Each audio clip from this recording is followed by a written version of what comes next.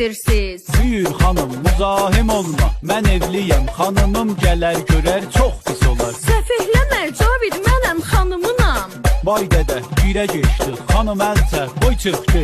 Cavid, xəyaliyəm, niyə belə eləyirsən?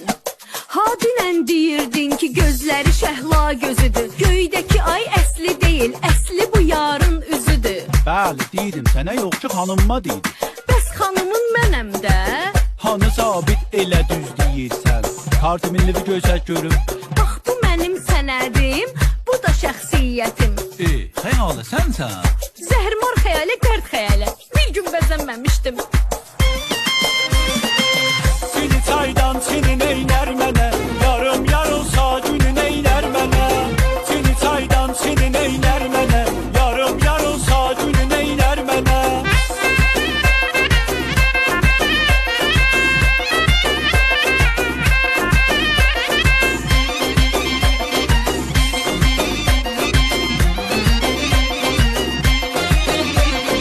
Yüreğim sarı simdi, qəlbim əsim əsimdi. Özgə gəlsə neylərə, sən gəl özüm bəsimdi. Yüreğim sarı simdi, qəlbim əsim əsimdi. Özgə gəlsə neylərə, sən gəl özüm bəsimdi. Seni çaydan seni neylər mənə, yarım yarılsa günün eylər mənə. Seni çaydan seni neylər mənə, yarım yarılsa günün eylər mənə. De görüm niye be benim canımdan el çəkmisən? Bazarda nəmi niye 60 milyon kat çəkmisən? Hirslənmə aşkım, gəl otur deyim. Dünən gecə instaya baxırdım. Gördüm ki, bir qızın şəklinə baxıb like eləmisən.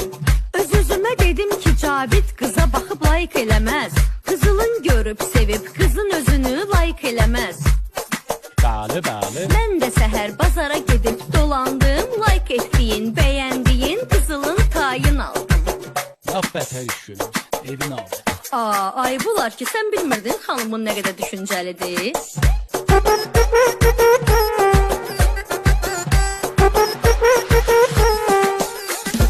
Güzel sevdiğim insan, uzun saçlı yarımsan. Şirinsen, balımsan, təkcə sən maralımsan. Can, can, canımsan, kumar gözlü yarımsan. Ürəyini ver mənə, təkcə sən maralımsan. Güzel sevdiğim insan, uzun saçlı yarımsan. Şirinsen, balımsan, təkcə sən maralımsan. Can, can, canımsan, kumar gözlü yarımsan.